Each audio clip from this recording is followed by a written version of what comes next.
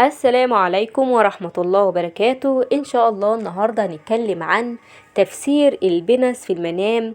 وطبعا هنتكلم تفسير البنس للعزباء وللرجل وللمرأة المتزوجة، وهنتكلم عنها بشكل مفصل إن شاء الله. البنس في المنام للعزباء بتدل على حدث جديد سيحدث للبنت دي، سواء من زواج أو إنها سوف تحصل على وظيفة جديدة أو تحقيق أمنيات لها، وذلك بيكون على حسب عدد البنس في المنام.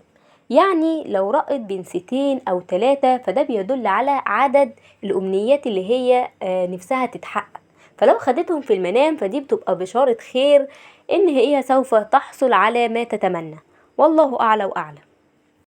وإذا رأت البنت العزباء في المنام إن شعرها قصير عن الطبيعي أو خشن، ورأته فجأة يتحول إلى شعر ناعم وتضع فيه البنس، فده بيدل على حل مشكلة أو رزق مالي سوف يأتيها، والله أعلى وأعلم. نيجي بقى لتفسير البنس للشعر للمرأة الحامل.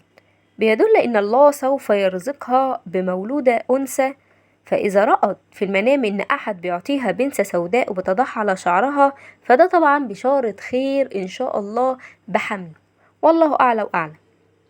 طبعا لا خير في كسر البنسة في المنام للمرأة الحامل. نيجي بقى لتفسير البنسة والبنس في المنام للرجل، وهنتكلم عنها دلوقتي. فإذا رأى إن شخص يقوم بإعطائه بنسة سوداء فإنه سوف يرزق بمولودة أنثى إذا كان الرجل متزوج.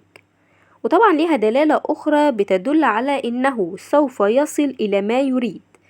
أما البنسة الذهبية في المنام طبعا غير مستحبة أو غير محمودة، لأنها بتدل على فقدان الشيء من وظيفة أو فقدان فرصة جديدة في حياته، والله أعلى وأعلم. وعموما كسر البنس في المنام لا خير فيه، فإنه قد يدل على الفراق أو الانفصال للشخص عن زوجته أو للبنت عن خطيبها، والله أعلى وأعلم. وبكده نكون خلصنا تفسير البنس في المنام، والسلام عليكم ورحمة الله وبركاته.